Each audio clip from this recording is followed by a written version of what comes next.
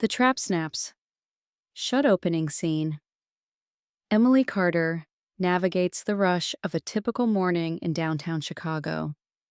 24 and fiercely independent, she balances two part-time jobs while working toward her accounting degree at a local university.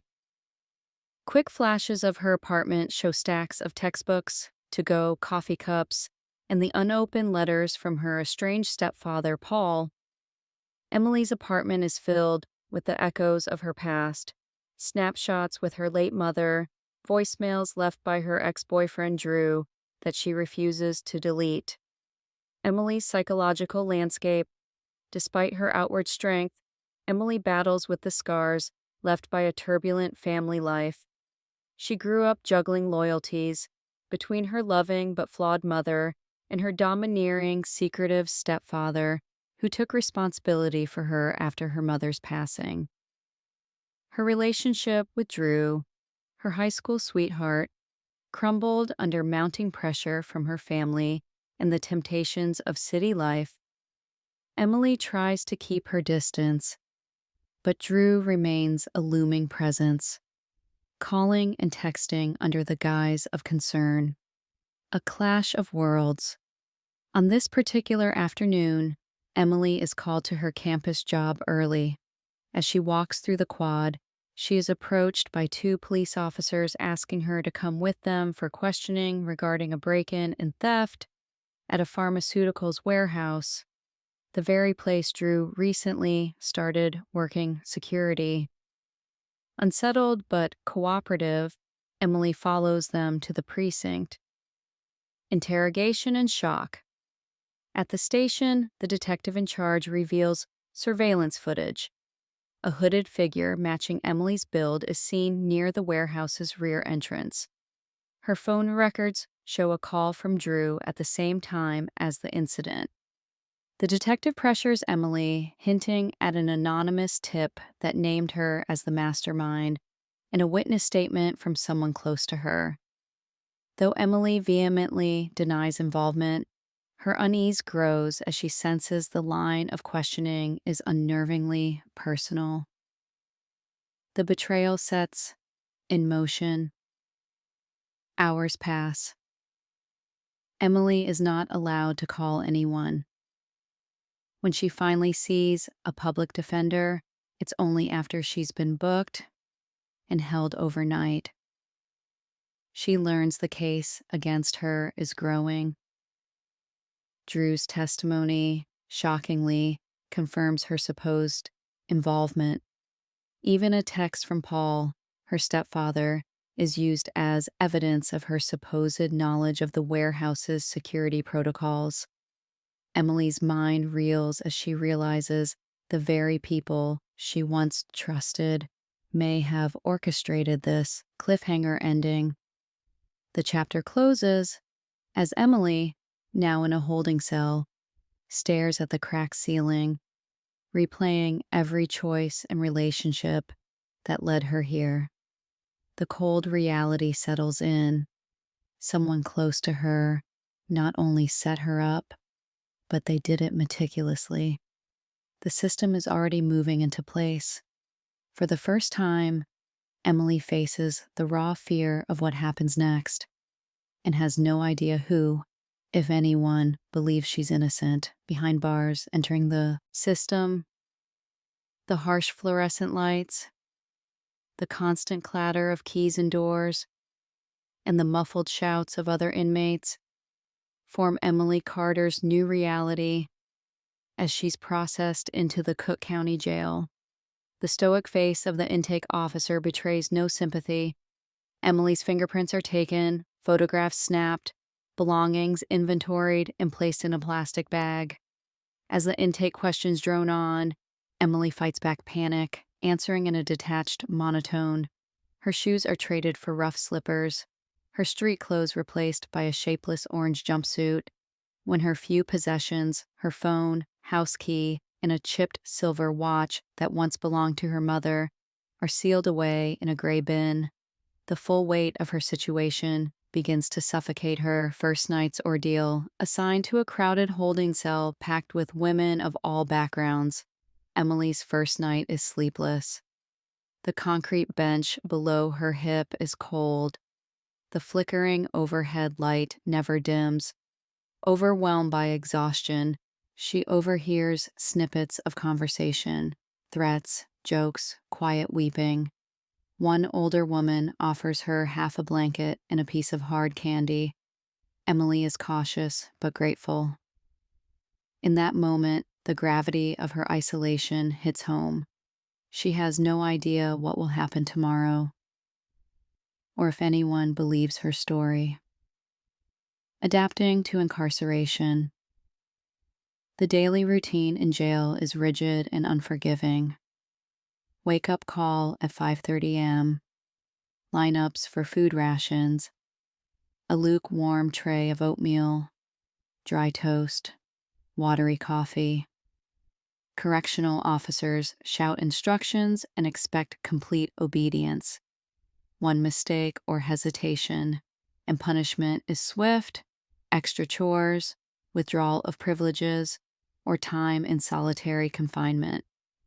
Emily learns quickly to avoid eye contact with guards and fellow inmates alike.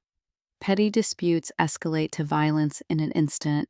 She witnesses the aftermath of a fistfight, a woman with a split lip, another dragged away screaming.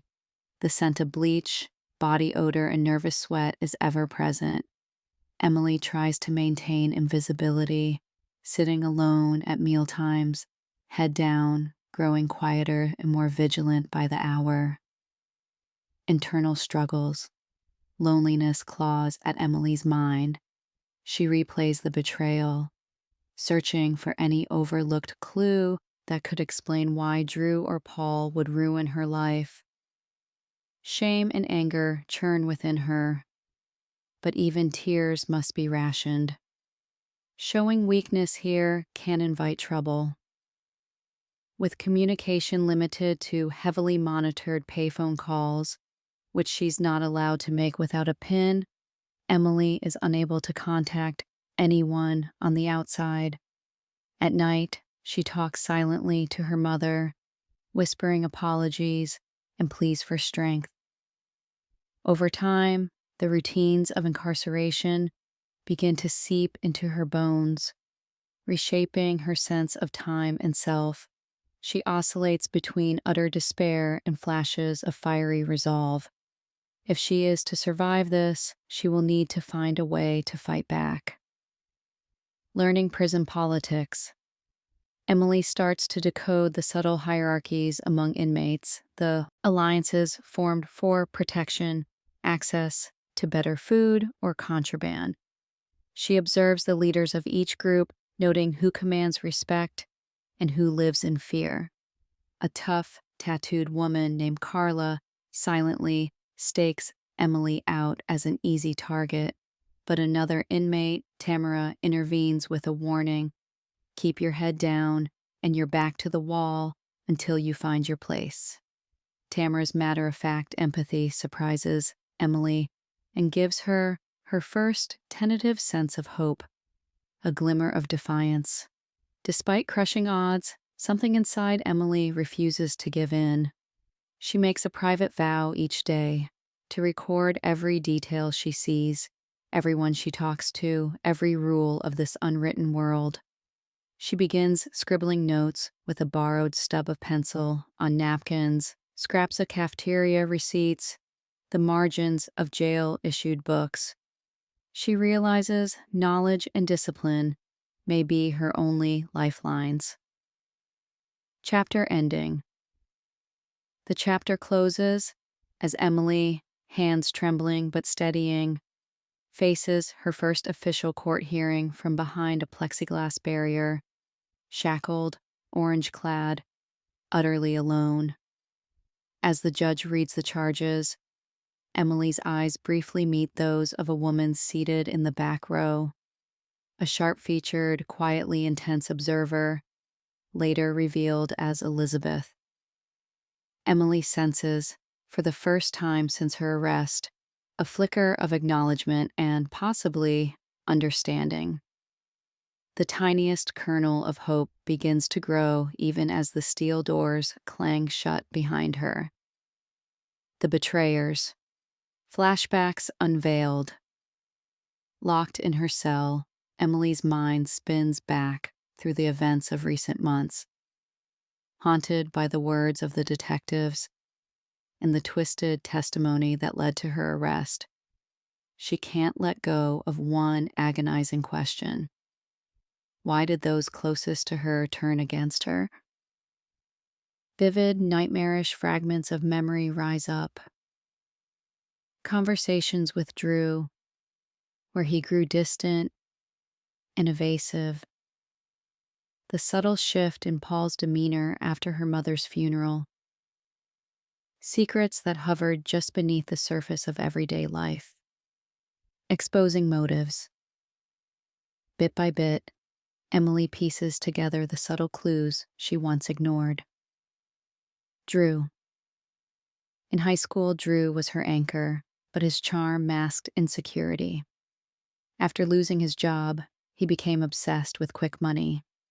Drawn into shady circles, he started working security at the pharmaceuticals warehouse, access that came with temptation. Did he resent Emily's drive, her desire for a life larger than his, Paul? Her stepfather always insisted he was protecting Emily, but his protection came with demands for loyalty and silence.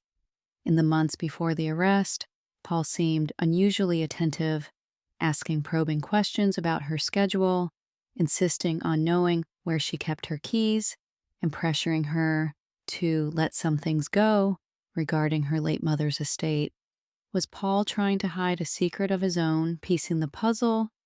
New evidence. Emily recalls an argument with her stepfather weeks before her arrest when she accused him of cashing out her mother's small insurance policy. At the time, he'd exploded in anger, then cooled instantly, warning her not to dig up trouble. There was also the late-night call from Drew, 2 nights before the break-in, his voice strained and desperate. Had that call been a ploy to set her up? The wider conspiracy emerges. Slowly, the individual betrayals begin to coalesce into something much more sinister. Through whispered exchanges in prison, Emily hears that the warehouse job was just a small part of a larger criminal network, one that launders stolen pharmaceuticals and covers its tracks ruthlessly.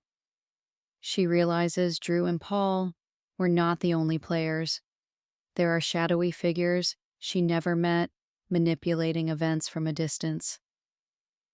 The inside job theory.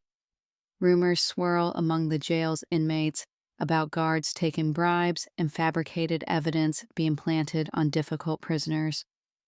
Emily has always believed in the system, but now she suspects her case was never about justice. It was about expedience, money, and revenge. The anonymous tipster that pointed the police toward her. The independent witness whose words echoed Paul's own warnings. Emily starts to see a coordinated campaign designed to isolate and destroy her, a new resolve. At her lowest ebb, Emily's anger crystallizes into determination. She vows to trace every thread, re-examining the night of the break-in step by step, remembering exactly who knew her whereabouts and when, listing every person, friend, family, coworker who might hold a piece of the puzzle. As she tries to make sense of the betrayal, Emily also faces the harsh truth that she may never again trust so easily. She's furious, not just at the injustice, but at the people she loved most who weaponized their intimacy against her. Cliffhanger, a threat revealed. Late one evening, a new inmate is shuffled into her pod and whispers a taunt about what really happens to girls who talk too much. Emily receives a cryptic note. "Stay quiet, or you'll wish you'd never left home." This is more than a personal vendetta. It's a warning from the network behind the frame-up. Panic threatens, but Emily bites it down. She realizes that if she wants both justice and survival, she'll need allies beyond the walls and must tread more carefully than ever. Flicker of hope. Emily sat on the cold steel bench of her cramped cell, tracing the pitted concrete floor with her shoe, the echo of that anonymous threat still ringing in her mind. Around her, the suffocating drone of the prison, shouts, clattering trays, intercom buzzers, made private reflection feel impossible. But if there was one thing incarceration had forced upon her, it was solitude. And in that solitude, something began to shift. A day and a half had passed since Emily received the cryptic warning. She hadn't spoken to anyone about it. She hadn't mentioned the note, tucked and retucked into the faded hem of her jumpsuit, to Tamara, or even the kindly older woman who sometimes shared scraps of comfort in the line to chow. Trust had become a luxury she couldn't afford. Still, the threat gnawed at her, proof that what she faced was bigger than some petty frame-up, deeper than Drew's betrayal or Paul's schemes. A network was at work, and Emily was just one of their many expendables. Nearly broken by the isolation and betrayal closing in on her, Emily found herself replaying the moment her gaze met that sharp-featured woman in the gallery during her first court appearance, the only civilian face not twisted by boredom or contempt. Who was she? Why had she offered just the faintest knowing nod when their eyes met? That tiny gesture had stuck with Emily, unsettling and inexplicably reassuring. It felt like the world outside hadn't completely given up on her. That evening, as guards ushered inmates to the communal TV room, Emily overheard a whisper, a name passed in a hush between two bunkmates, barely distinguishable. Elizabeth, the one who got that last girl out. Elizabeth? Emily hadn't heard the name before, but the way it was spoken, the undercurrent of reverence, made her listen harder. Through scattered fragments of overheard gossip across the next hours, she developed a sketch. Elizabeth Wade, a defense attorney of unusual resolve, known for working pro bono, especially for women accused under suspicious circumstances.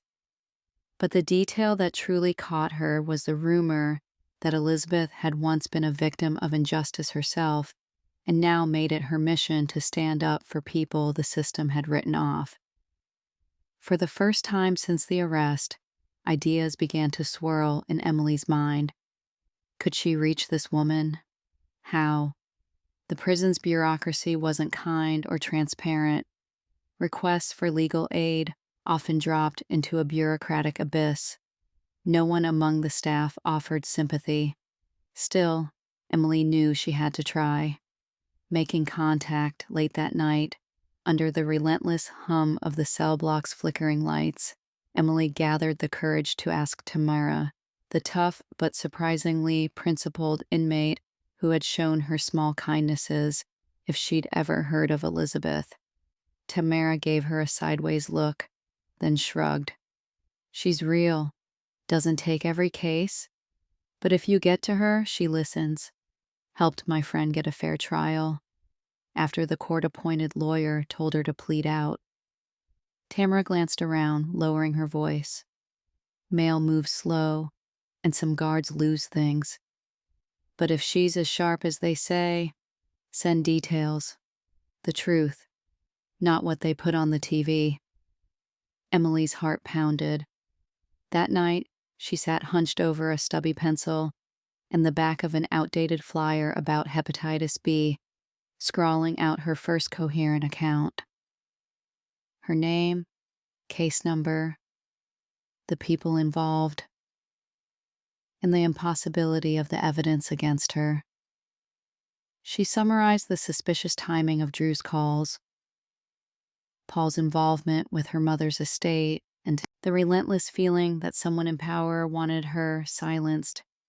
She didn't beg for help. She just laid out the facts as plainly as shame and desperation would allow. Finishing the letter, Emily hesitated at the signature. Should she say more? Offer gratitude? Or a plea? No, she decided. If Elizabeth truly understood what it meant to be railroaded, she would recognize the raw urgency buried in Emily's careful script. With the first sliver of dawn leaking into the cell block, Emily slipped the folded paper into an envelope addressed to Elizabeth Wade and handed it, almost trembling, into the slot for outgoing legal mail. For the first time since her arrest, she dared to feel a flicker, not hope exactly, but the faint possibility of being seen. Waiting and watching. The next days were a study in waiting. Painful hours defined by the crushing sameness of prison life, yet made more agonizing by anticipation. Emily scrutinized every guard's face, watched out for the mail cart's creaky wheels, flinched every time her name wasn't called at mail delivery. Would her letter even reach this mysterious lawyer? Would Elizabeth believe her? Believe anyone could be set up so expertly? During the interminable chores and aimless rec time, Emily tuned into every mention of Elizabeth among the inmates. The stories swelled in her imagination. Elizabeth had once served time herself, drunk on a bogus DUI conviction before going to law school. Or maybe she'd taken down a corrupt judge, or exposed a chain of kickbacks between prosecutors and defense. The truth, Emily suspected, was probably quieter. Yet the hope this name inspired in others, hardened, often hopeless women, was itself something real enough for Emily to cling to.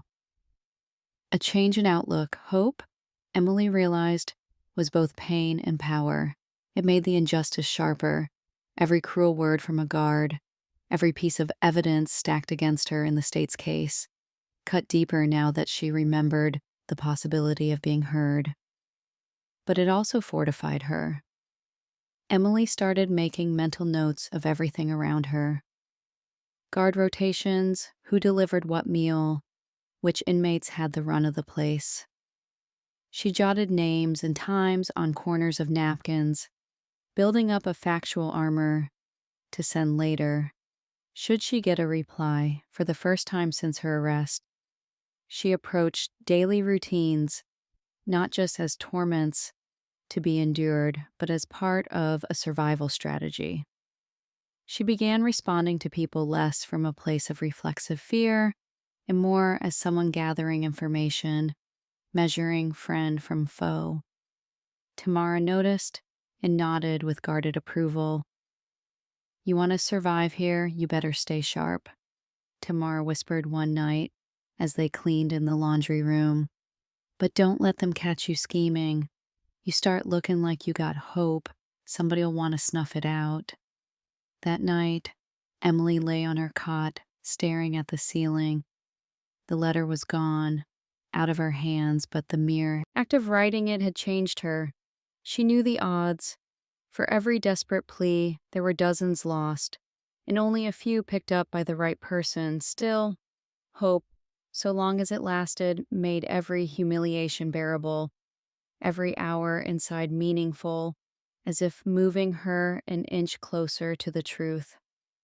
First response. 5 days later, during an otherwise routine midday mail call, the guard's voice echoed down the corridor. "Carter, legal correspondence." Emily hurried forward, fighting to mask her hope before the world could crush it. The envelope, small and cream-colored, was unmistakably official. Inside was a letter, typed and direct, Elizabeth thanked her for the clarity and honesty of her account and explained she was reviewing the case. She'd spoken to contacts already, and if Emily was willing, she'd arrange a legal visit soon. But most importantly, Elizabeth wrote, she believed Emily, at least enough to fight for her side of the story.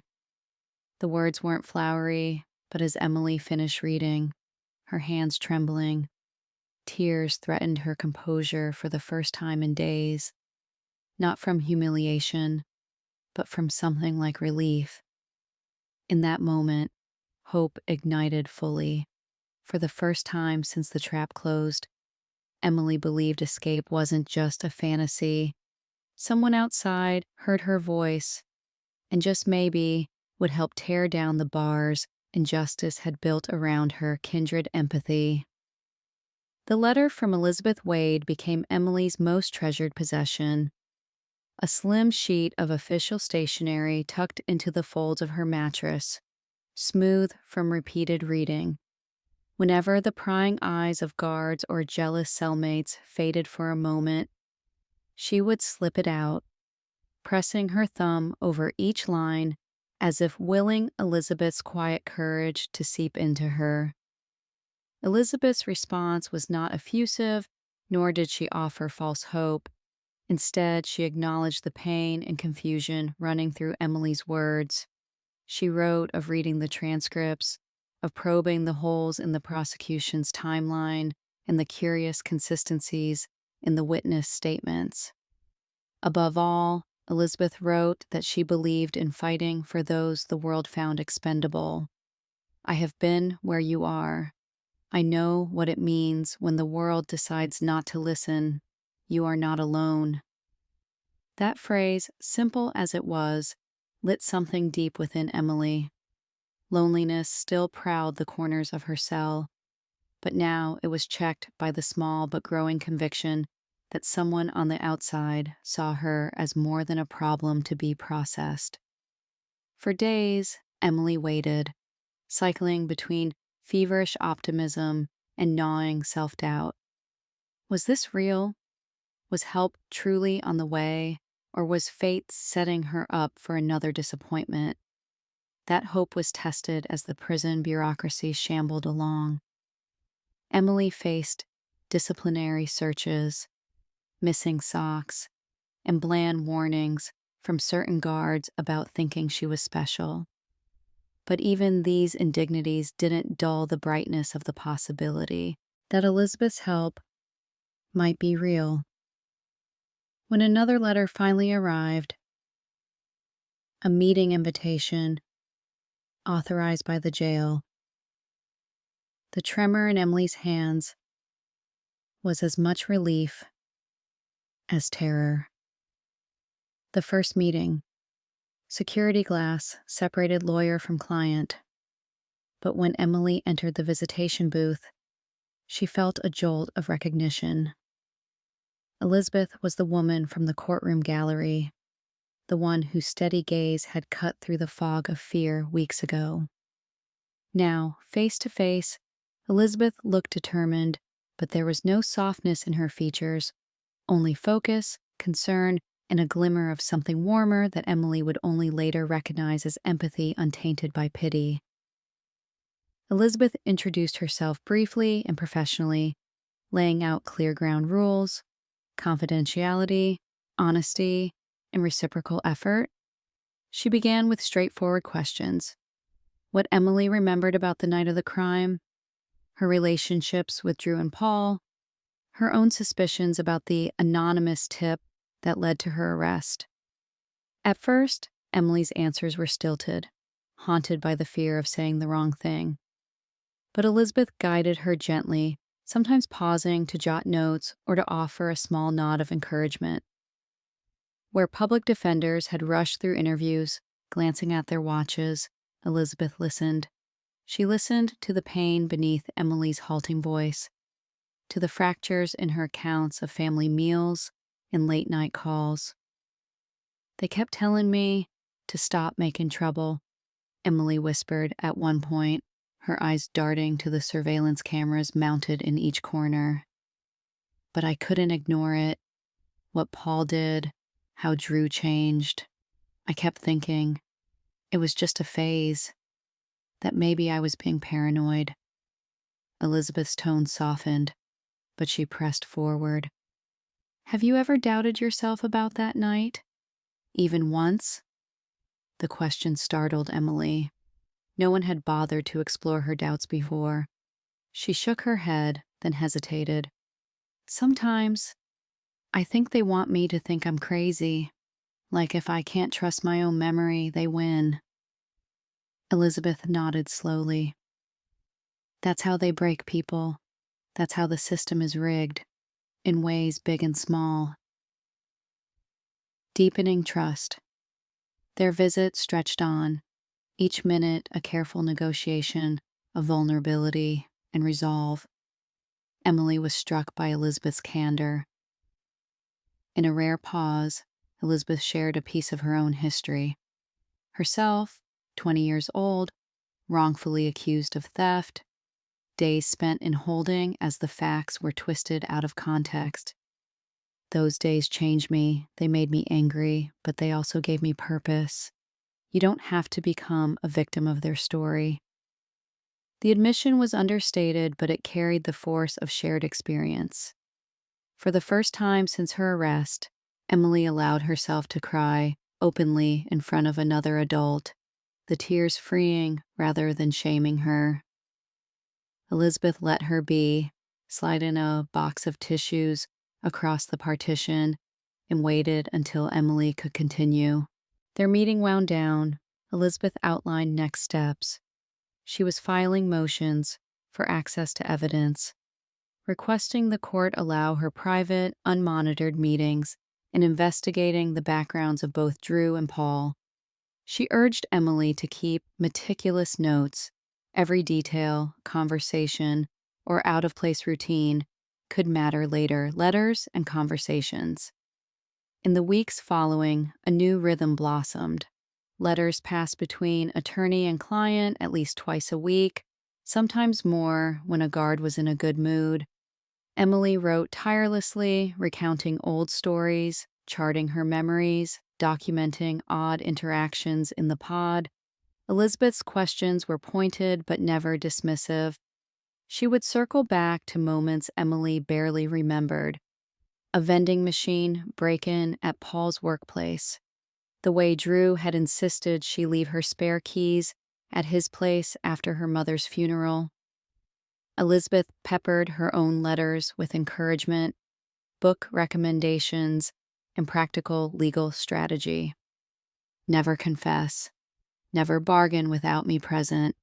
If anyone threatens or bribes, write down every word and the time. These letters did more than prepare Emily for her defense. They stitched up parts of her selfhood ragged from suspicion and betrayal. In Elizabeth, she found not just an advocate, but a surrogate mentor, a woman who believed survival was possible and whose belief began to feel contagious. Impact and small victories. Elizabeth's efforts were already shifting the environment around Emily. The other inmates grew more curious and occasionally friendlier. Some, like Tamara, offered warnings and advice, sensing the momentum building around Emily's case. A few guards kept their distance. Others eyed her with resentment sharpened by suspicion. The convicted were not supposed to fight back. Small victories accumulated. A misplaced piece of evidence was forced to resurface after Elizabeth's inquiry. The investigator who took Paul's statement was revealed to have ties to the warehouse's owner. Nothing was enough to free Emily, not yet. But each fact made her less alone, less the easy mark everyone expected her to be, a growing bond and shared resolve. Through their growing correspondence and brief meetings, Elizabeth and Emily forged a deep mutual respect. Elizabeth was both shield and guide, familiar with the pain of being invisible and determined to force the world to see Emily's humanity. Emily, in turn, reminded Elizabeth of why she had chosen this brutal career. Every letter and every truth wrestled from the dark was both a reclamation and a source of hope. For Emily, Elizabeth became proof that the line between victim and fighter was not fixed, but something you chose to cross, again and again, even against all odds. As the chapter closes, Emily receives news that her case has been assigned a real court date, not for plea bargaining, but for a full evidentiary hearing. It's only the first battle in a war, but it is enough. For the first time since her world was turned upside down, Emily doesn't just hope, she believes. And that belief burns brighter with every word she shares with her unlikely ally. The forging of will, the first sliver of determined hope, had changed the rhythms of Emily's captivity, but the road ahead remained merciless. With each passing day, she realized that survival wasn't simply about enduring misery. It was about transforming it, using adversities as whetstones to sharpen the edge of her will. Emily became obsessed with the idea that she would not let the system or those who betrayed her define the limits of her future, adapting with purpose. The monotony of jail no longer washed over her in dull gray waves. Now, every small humiliation, every delay in her case, every cold glance from guards or fellow inmates became a test and an opportunity. Instead of recoiling under the weight of anger or despair, Emily made a conscious decision to observe, to learn, and to strategize. She cataloged every detail, the languid pace of the COs during shift change, which guards were apathetic and which ones relished enforcing rules, the subtle signals passed among the more seasoned inmates. Sitting on her narrow bunk, Emily began to realize that knowledge, mundane or crucial, was its own kind of agency. She developed a habit of waking a few minutes before the morning clamor, committing to memory the patterns of movement beyond her cell's slot, tracing the routes of the breakfast carts and listening for hidden tensions in the rising noise of the block. Honing mental discipline. Emily's mind, once clouded with regrets and suspicion, now became a tool she sharpened daily. She revived the discipline she'd honed while studying accounting, setting micro goals, tallying small wins, and refusing to let setbacks undo her progress. She challenged herself to recall legal principles Elizabeth mentioned in their letters, as well as snippets of case law scattered through the defense documents. To stave off the mental corrosion of confinement, she invented routines, reviewing every past conversation with Drew and Paul for misspoken words or contradictions, mentally replaying the sequence of events on the night of the break-in until each moment was mapped like a crime scene diagram in her mind. Whenever someone in her pod mentioned a similar charge or described how staff covered up infractions, Emily stored the information, knowing it might one day be a vital clue. Physical grit and subtle alliances. Emily's transformation wasn't only intellectual. Early on, she had nearly crumpled under the physical stress of incarceration. The food was barely edible, and the air in the cell block was suffocatingly stale. The first time she lost her balance during a shoving match in the lunch line, a quick-witted inmate called Jade pulled her upright and muttered, "First rule, always keep your footing. Second rule, never owe anyone, not even smile." Emily took the advice to heart. Weeks passed, and she grew more resourceful in protecting herself. She did squats and stretches in her cell before lights out, subtly strengthening her core and keeping her reflexes sharp. Her posture changed, no longer hunched in defeated passivity, but upright, eyes always moving. Some inmates interpreted the change as defiance, but others, like Tamara, recognized it as gripping onto whatever dignity Emily had left. Their relationship, once tentative, strengthened through pragmatic cooperation. Tamara, with her tough love demeanor and unwritten code, saw pieces of herself in Emily's resilience. In the laundry room, they worked together and practiced silence, swapping scraps of information. Who was being pressured to keep quiet about drugs? Which guard could be bribed to let messages pass through more quickly? And which inmates might be working for outside interests? Preparing for the unknown. Elizabeth's instructions, delivered through guarded legal mail, became a manual for survival. Write everything down. Keep a journal if you can. Use code or initials.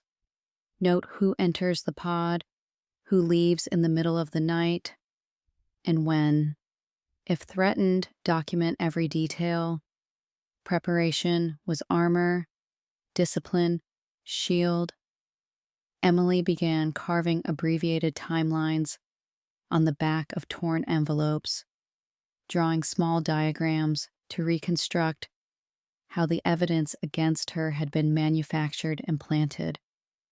She reviewed old witness statements and tried to connect dates and names to rumors she'd heard inside. She noticed how fear and favor traded hands among the inmates as naturally as cigarettes and snacks. And gradually, Emily learned to do the same, promising tiny favors, a turn with the radio, the last pack of instant coffee, in exchange for facts about the outside world or the power dynamics within. One day, during mandatory rec, Jade quietly let slip that a certain correctional officer had abruptly stopped searching mail. After Emily's legal correspondence became more frequent, Emily filed away that information, aware that even the smallest details might be leveraged once her evidentiary hearing began. Resilience in the face of adversity. Emily also found herself sought after, not always in ways she welcomed. A new arrival, gaunt and cynical, tried to pressure her into carrying a message for a rival crew. Emily, remembering Tamara's rules and Elizabeth's lessons, declined with calm but firm resolve. She understood now that saying no was as vital as knowing when to say yes, and that true strength inside these walls came from self-respect more than from alliances alone. Still, moments of vulnerability crept in. The nights could be brutally long.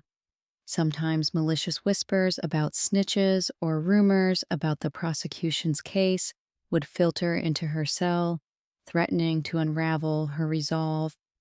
In those hours, she would reread Elizabeth's latest letter or replay Tamara's pragmatism. The system is designed to break you. If you're not breaking, you're winning. A subtle leadership. By the second month, Emily noticed subtle changes around her. The women in her pod began to include her in conversations, seeking her insight on grievances or rules. Guards, accustomed to cowing new inmates into silence, found her willingness to file complaints or ask questions quietly unsettling. Her sense of purpose, survival through action, not resignation, had become contagious. She helped another inmate, Rosa, draft a petition after being denied medication, coaching her through the process and encouraging her to refuse intimidation. Small victories stacked up, a successfully processed request here, a warning dodged there. Each win made Emily more determined to carry on. Inner growth. Emily's transformation was both visible and profoundly private. She had learned to contain her anger and not to fear her grief. The pain of betrayal had been welded into armor, the sting of injustice into resolve. She now dreamed not only of clearing her name, but of helping others seized by the same trap, imagining a future where she could use all she was learning for the good. Most importantly, Emily reclaimed her narrative, where the world wanted her to be a victim, a statistic of the system. She resolved to become her own advocate on whatever battlefield presented itself. Chapter closing. Late one night, after a marathon writing session for Elizabeth, Emily set her pencil aside and looked out at the row of sleeping women in her pod. The air was heavy, electric, with the hum of forced dreams and silent struggles. For the first time, Emily did not see herself as lost. She was being tempered, not broken. Each scar, each lesson, was another link in the chain of her will. She would not only survive this, she would emerge stronger, forged by fire. The hearing was approaching. The traps and threats were still out there. But so, too, was her resilience, and that, she realized, was the only thing the world couldn't steal from her. The pursuit of truth. The morning the evidentiary hearing was announced, a surge of new energy coursed through Emily. Gone was the numb, helpless girl who'd first entered the jail. In her place was a woman quietly burning for justice. But she knew hope alone would not be enough. Truth, hard, unvarnished truth, had to be found and wielded like a weapon, a relentless advocate. Outside the prison walls, Elizabeth Wade was already at work. Her approach was methodical, almost surgical. Before she ever met with Emily again, she'd pored through arrest records, surveillance footage, and boxes of prosecution evidence that had, until now, gone unexamined. She was not the sort of defense attorney who waited for mistakes. She hunted for them. The first meeting after the hearing notice was unlike any before. Elizabeth arrived, her briefcase clutched a little tighter than usual, her eyes sharper. When Emily sat down across the glass, Elizabeth whispered, "Things are moving, but you have to be honest about everyone, especially about Drew and Paul." Emily drew a deep breath and began to recount in painful detail the oddities of her last weeks of freedom. Drew's changed tone on the phone, small items that had gone missing from her apartment, Paul's questions about her university login and schedules. Elizabeth pressed for specifics, scribbling dense notes. Each meeting became more urgent, more focused, as if an invisible clock was ticking louder with every passing day. Digging into the case, Elizabeth left the jail determined to do what the original investigators never had: double-check everything. She tracked down warehouse shift logs, noting mismatches in Drew's work hours and the night of the break-in. She called in a favor from a former journalist friend to obtain public records the DA's office had conveniently overlooked. In her downtown office, the wall behind her desk grew crowded with note cards, names, dates, freshly discovered inconsistencies, and the outline of something rotten threading through every detail. One of her first breakthroughs was the pattern of phone calls. The official timeline suggested Emily had coordinated with Drew, but raw cell phone records, when mapped carefully, hinted that someone else was bouncing information between Drew, Paul, and a burner number registered to a fictitious plumbing company, one known to be used as a front in other thefts across the city. Elizabeth confronted Emily about the calls. Emily's confusion was genuine. She had never seen that number, but remembered a missed call at 2:14 a.m., the same moment the break-in began. Here was the first hard crack in the prosecution's case. Evidence planted or manipulated, made to look like her guilt was airtight.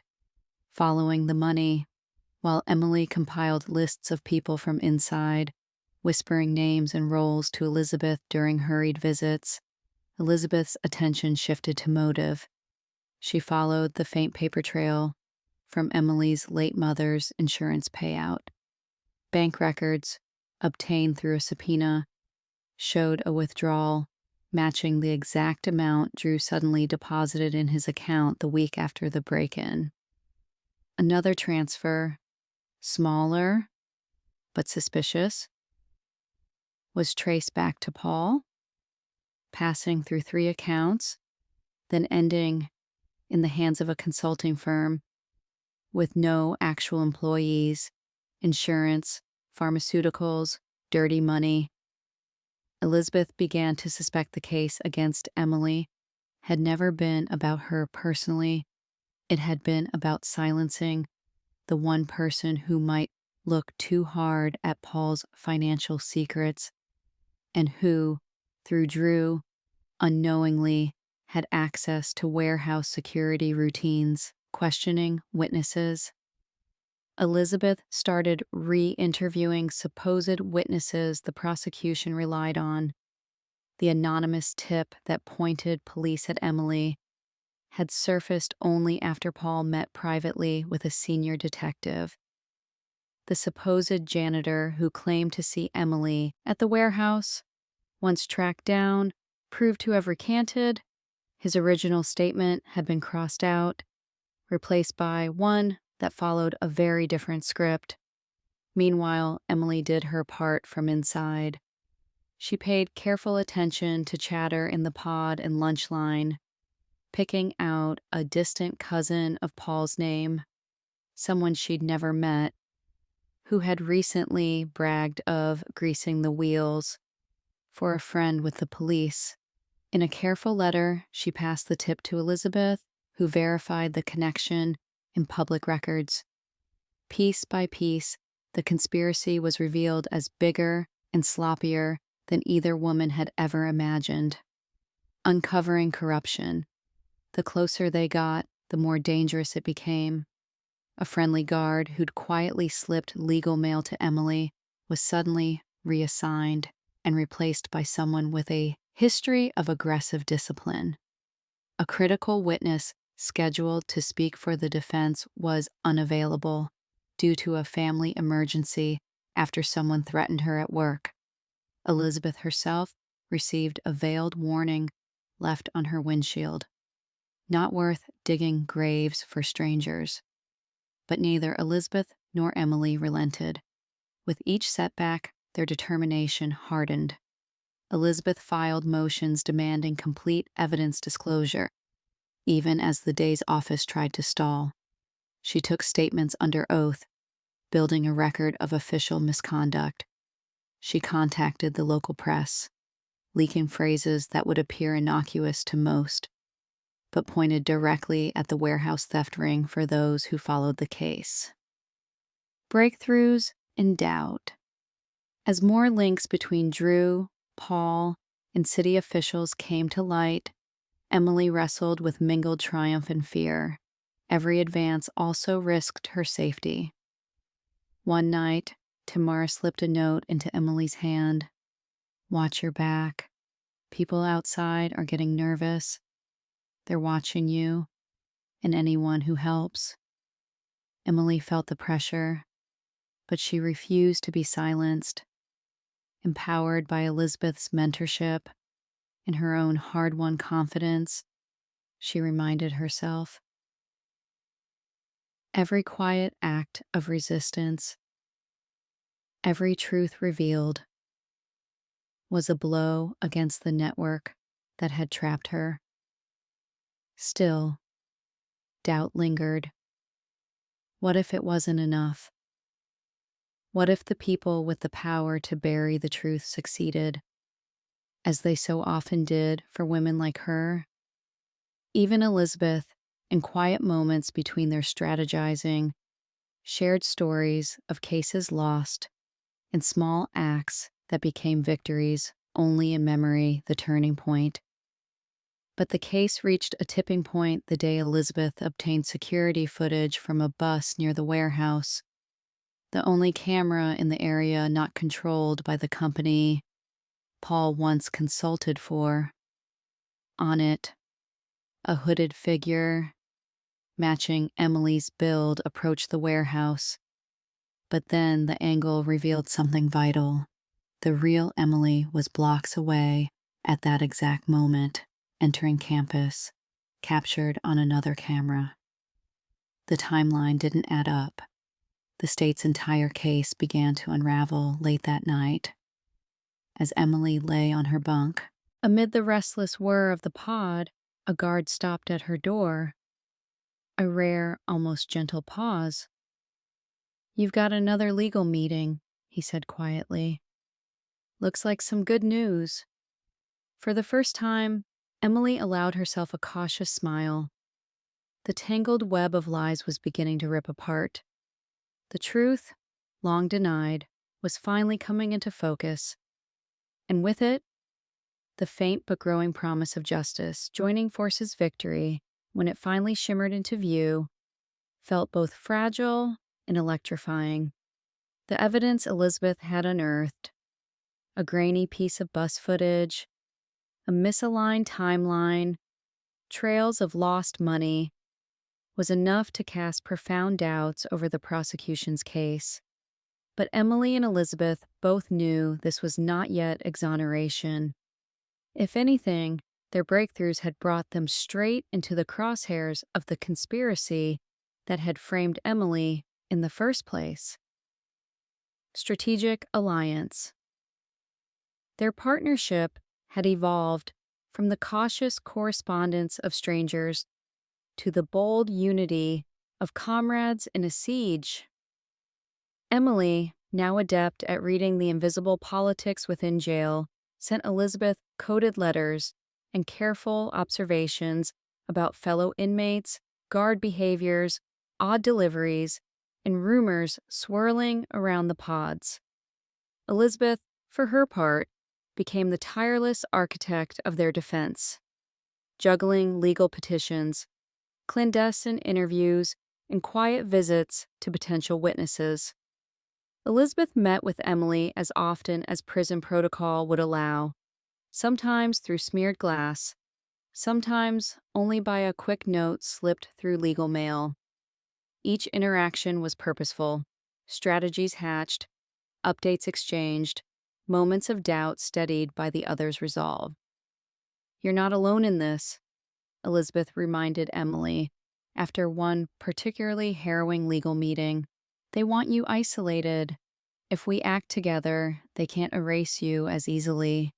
Emily held on to those words, repeating them as a mantra each time new setbacks threatened to erode her courage, cracks within the system. The more evidence Elizabeth presented, the more resistance she encountered. Several of her motions for discovery were met with bureaucratic stonewalling or convenient misplacement of files.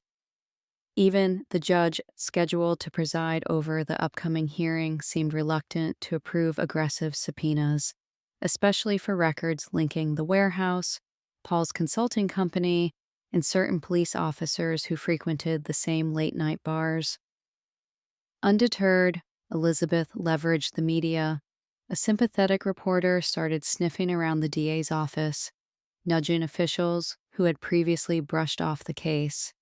Suddenly, there were questions about why the state was so determined to hold a young, first-time offender when the physical evidence didn't match their narrative. The network that had so confidently conspired in the shadows now felt a prickle of public scrutiny. Inside-out teamwork. From inside jail, Emily rallied quietly. She had forged guarded alliances with Tamara, Jade, and even Rosa, the once-wrapped loner she'd helped with a prison healthcare petition. Word traveled fast through whispers and coded messages. Emily's case was not just her own. It had become a small symbol of resistance for women who'd seen their own hopes crushed by corrupt or indifferent systems. At Elizabeth's urging, Emily began to keep a more detailed diary using initials, slang, and nearly indecipherable shorthand to record every unusual occurrence, which guards swapped shifts unexpectedly, who delivered her meals, which inmates met with outside chaplains, who seemed more interested in passing messages than preaching. She mapped patterns and sent condensed versions to Elizabeth, who cross-referenced them with known player movements outside. In return, Elizabeth armed Emily with knowledge: how to request certain protections, how to formally report threats and document retaliation, how to request medical or legal attention even when guards tried to intimidate her. With each passing week, Emily felt herself not just surviving, but subtly gaining ground. Raising the stakes. Their momentum provoked backlash.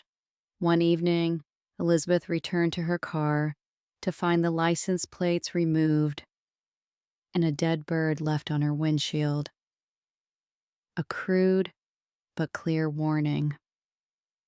Another time, Tamara reported that a new arrival in the pod had been grilling her about Emily's routine and visitors. The message was unmistakable: stop digging, or someone would get hurt.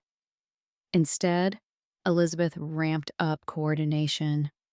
She contacted advocacy groups specializing in wrongful convictions, feeding them only what could be safely made public, but enough to stir interest.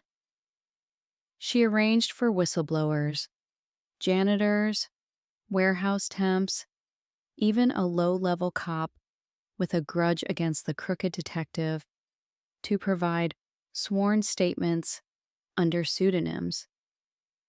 Each ally added a new dimension to their network of truth seekers. Inside, Emily became both participant and protector. She warned Tamara and Jade to watch for new informants and doubled down on her own vigilance. Late at night, she rehearsed her testimony, honed the details of her alibi, and reminded herself of each face that stood beside or against her. "We're in this together," she told Tamara, feeling the cracks of her old loneliness begin to mend. Direct confrontations. As evidence mounted and their knowledge of the criminal network grew, there came a point when indirect maneuvers were no longer enough. Elizabeth began to force confrontations. She filed a formal motion to depose Paul, the first time anyone had dared put him in the legal spotlight since Emily's arrest. The motion triggered a flurry of panic among Paul's business partners, some of whom attempted to interfere by sending lawyers of their own to block questioning. A leak from the DA's office warned Elizabeth that the prosecution might suggest a plea bargain at the last moment, a tacit admission their case was falling apart. Elizabeth and Emily deliberated, knowing that an early plea might end the suffering sooner, but it would never restore Emily's reputation or expose the rot within the system. Together, they agreed. No plea, only the whole truth would suffice, a network of courage. Their alliance now extended beyond the obvious. The advocacy group's blog published a carefully worded exposé, drawing public support and sparking letters to the editor, local politicians, even the jail administration. Some guards grew warier of mistreating Emily, uncertain if their actions might end up in print. Others resented her rising status and searched for new ways to intimidate her. Emily used the increased attention to quietly advocate for others, supporting Jade during a disciplinary hearing and helping Tamara draft a letter to her own family seeking new legal counsel. The solidarity sustained them all. The threshold of justice. As the evidentiary hearing loomed, Emily and Elizabeth's partnership reached its zenith. No longer bound by hopelessness or chains of fear, the women stood together on the edge of a turning point, each having reclaimed her voice, shaped a collective will, and forced powerful adversaries to act in the open. The night before the hearing, Elizabeth pressed her palm to the glass, separating her from Emily, her voice steady but fierce. Whatever happens tomorrow, you did not go through this alone. Together, we shook something they thought was unshakable. As Emily returned to her cell, she felt the strength of every silent ally gathered behind her. This was not the end of her fight, nor of Elizabeth's, but it was the end of isolation and the birth of something that, together, they might finally call justice. Truth unveiled. The morning of the evidentiary hearing arrived with a brewing storm outside Cook County Court, the city's sky thick with clouds, the air charged with anticipation. For Emily, every sound and sight felt painfully vivid. The metallic clank of shackles, the echo of guards' boots, the hollow ache of fear and hope colliding, sharper than ever before. She was no longer the scared, isolated young woman who had first been herded into the system. Today, she was armed, with truth, with a growing network, and with a final, desperate determination. A fraught ascent. "I'll be right behind you every moment," Elizabeth murmured before they entered the courthouse, her calm tone belying the tension in her eyes. There was more security than usual. Word had spread that this case, once a routine prosecution, had erupted into something volatile. Reporters lingered outside, drawn by rumors of judicial corruption and threats against a witness. Inside the hallway, Emily caught sight of Tamara, Jade, and even Rosa among a small crowd of supporters. Women whose lives she had touched, now there for her. The sight grounded her, offering a flash of warmth, even as anxiety flickered in her stomach, escalating. Threats. The day before, another warning had slithered through the jail, an anonymous voice on the payphone hissing, "Back off, or you'll never make it to court." Elizabeth had received a threatening email, its subject line chillingly direct. Elizabeth carried their evidence like armor, a stack of affidavits from whistleblowers, the real-time bus footage, forensic accounting tracing the stolen money through shadowy accounts, and a sequence of messages whose metadata placed Emily far from the scene. From every loose thread, they had woven a tapestry that revealed not only Emily's innocence, but the collusion of Paul, Drew, and corrupted officials. Not worth dying for. Nothing in the prison or the city was truly private anymore. But neither woman so much as flinched. They were past fear.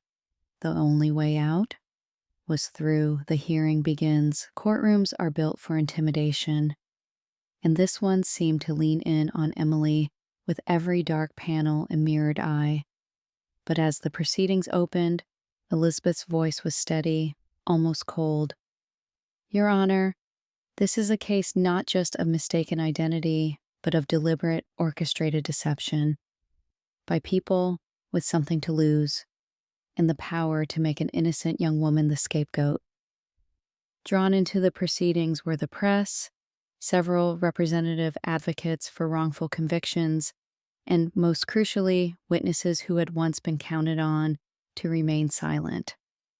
First, Elizabeth introduced the critical timeline. She used bus surveillance footage and campus entry logs to show, beyond reasonable doubt, that Emily was on university property at the moment the warehouse break-in occurred. The grainy, time-stamped images swept away the prosecution's primary evidence. Murmurs ran through the courtroom. Next, she called the warehouse janitor to the stand. Under oath and under the gaze of the media, he recanted his statement, admitting police pressure and offers of leniency if he remembered seeing Emily. He named the detective, one later linked to Paul's consulting payouts. Confronting the betrayers. The most electrifying moment came when Paul was called to testify. Despite his lawyer's objections, the judge, now under unprecedented scrutiny, forced him onto the stand. Elizabeth's cross-examination was precise and devastating. Did you, or did you not, meet with Detective Hanley in the days leading up to the tip that implicated Emily Carter? She demanded. Paul, sweating through his collar, faltered. The paper trail was presented, a wire transfer from the shell company to a private account. He stammered, tried to deflect, but cracks in his composure grew as Elizabeth laid out motive, opportunity, and method in front of judge, press, and public. As for Drew, a subpoena had forced him into the gallery where he refused eye contact, not just with Emily, but with anyone. Texts uncovered by digital forensic experts were read aloud. Drew in direct negotiation for a payout, exchanging security codes on Paul's behalf. The DA, a fixture in the city for over a decade, tried to object, to cast doubt on chain of custody, but found herself constantly overruled. The mountain of evidence, once so daunting, now buried the prosecution. Danger peaks. Yet even as the truth was laid bare, the peril didn't lift. Word spread that Tamara's cousin, one of the whistleblowers, had been attacked. A bomb threat phoned into the courthouse triggered a brief, harrowing evacuation. It was clear the people behind the conspiracy had grown desperate. But for the first time, the police and marshals took the threat seriously, surrounding the courthouse, ushering Emily, Elizabeth, and the key witnesses into protected offices. During a tense break in proceedings, Emily and Elizabeth exchanged a moment of raw relief. "Do you regret it?" Emily asked, voice low, eyes red from exhaustion. "Never," Elizabeth said. "No matter what happens." This is what justice is supposed to mean, the final unmasking. When the proceedings resumed, Elizabeth ended with a closing statement that did more than defend her client. It indicted the system that had failed her. Emily Carter is not the only victim here. The true crime is what happens behind closed doors, what people with power will do when they think nobody is watching. But today, people are watching. The judge, after a long, silent review of the evidence, finally spoke. There is clear and convincing evidence that Ms. Carter was the victim of a deliberate scheme by individuals inside and outside law enforcement. All charges are dropped, effective immediately.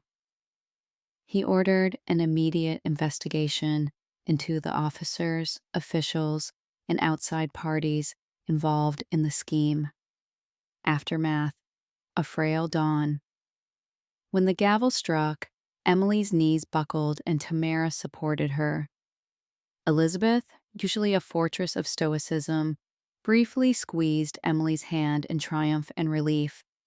Reporters flooded the hallway as Emily, still in County Orange but now unshackled, was led from the courtroom, not as a convict, but as the survivor and the key witness to a web of citywide corruption. For Paul and Drew, it was the beginning of the end. They were arrested before sunset as investigators acted on the evidence brought to light. The network was exposed. The threat to Emily's life was not gone, but it had receded, its power broken by public scrutiny, facts, and relentless courage.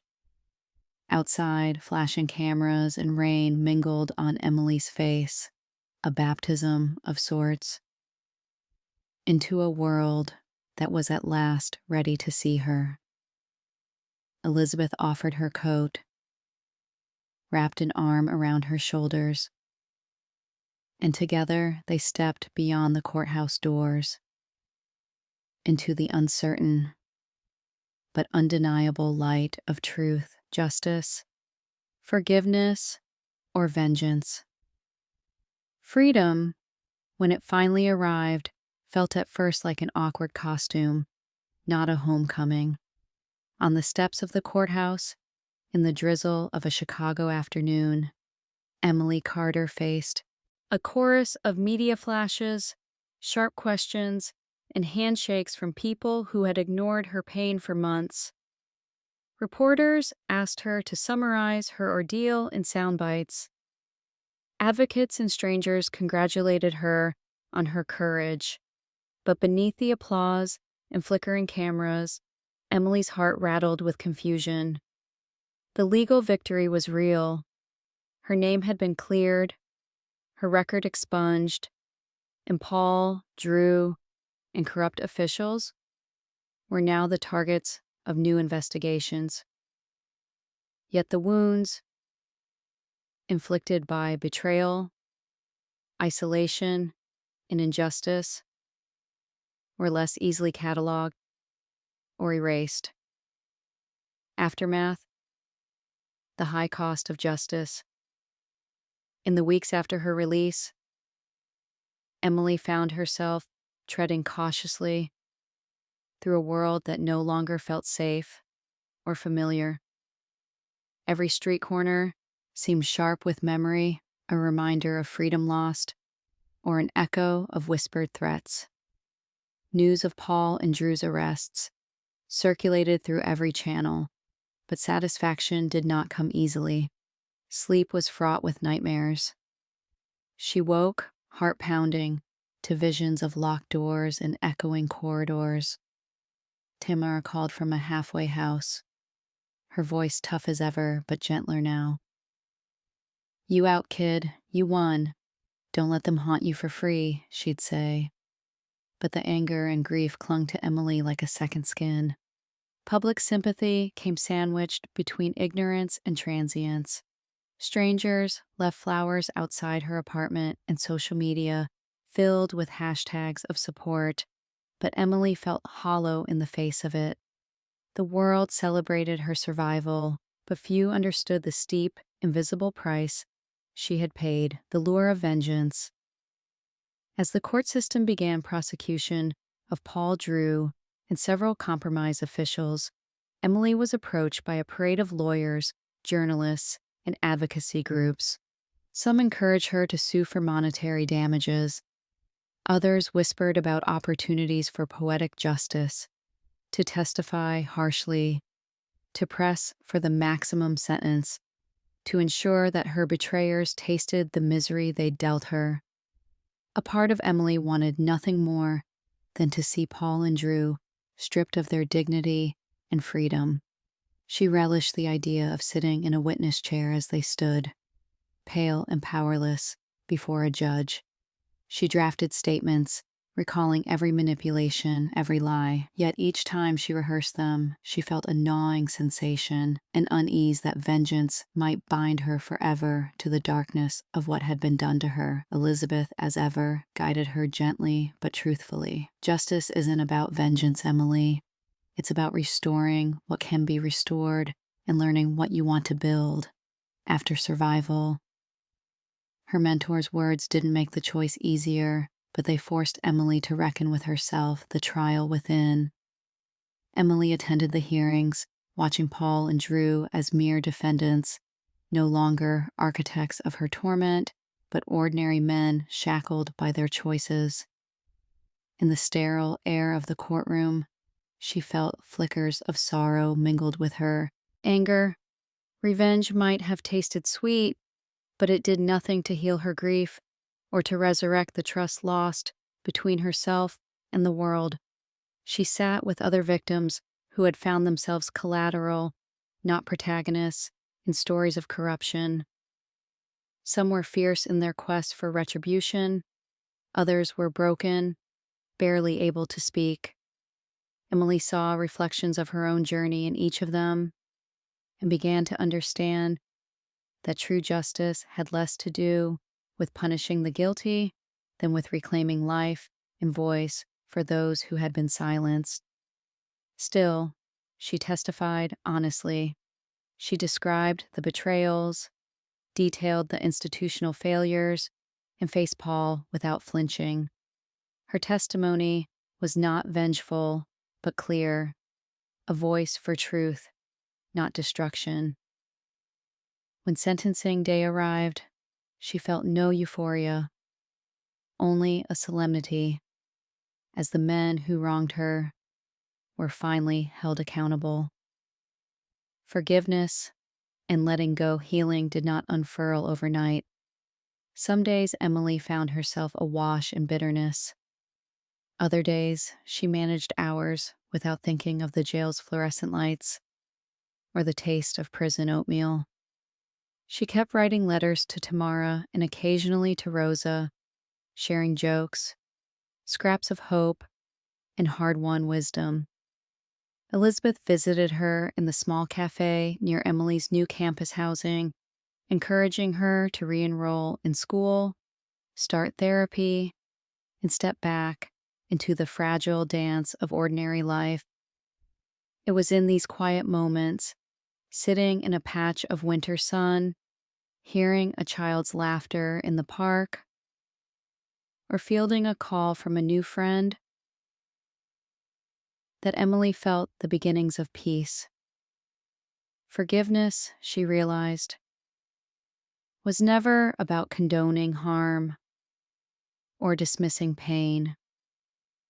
It was simply about refusing to let her heart be ruled by vengeance or by the shadows of other people's choices.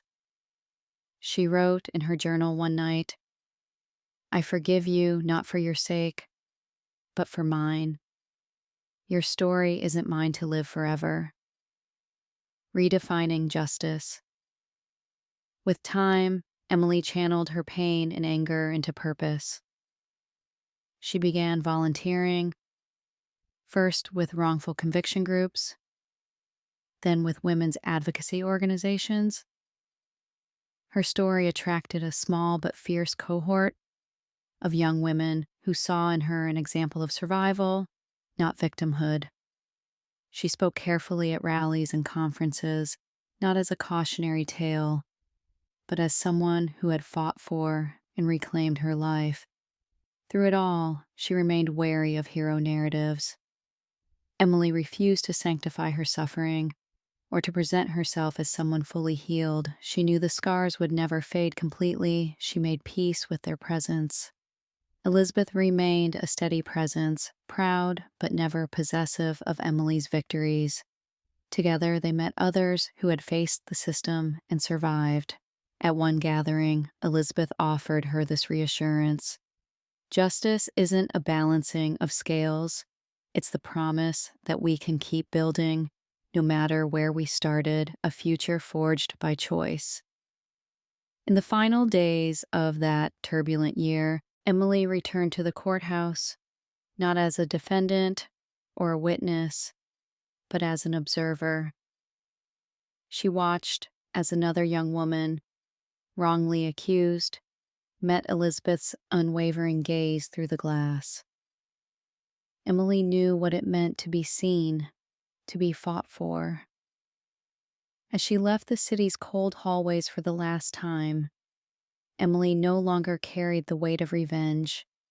She walked beneath a pale blue sky, her face upturned, each breath a quiet act of defiance and hope. Justice, she realized, was not a verdict, not a punishment, but the right to choose who she would become next. And with that hard-won freedom, Emily Carter chose to live, wholly, bravely, and on her own terms.